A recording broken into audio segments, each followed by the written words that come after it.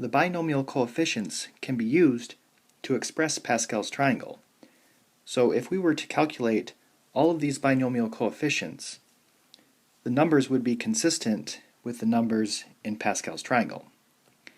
And this is used to express the binomial theorem, which is used to expand binomials. So let's take a look at this. We have a lot of binomial coefficients, and the dot dot dot here means that the pattern continues. So the top value in each of these is n. The bottom value starts at 0 and works its way upward.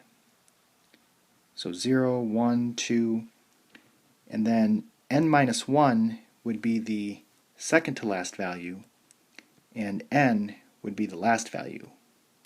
The exponents of a start at n and then work their way downward.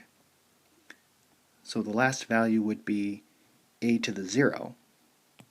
The exponents of b start at 0 and work their way upward. So the last value for b would be b to the n. Question 12 says, list the first four terms in the expansion of x plus 2y raised to the 20th.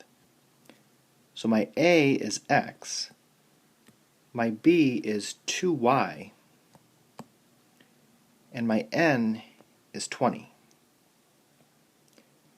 And I want to follow the binomial theorem,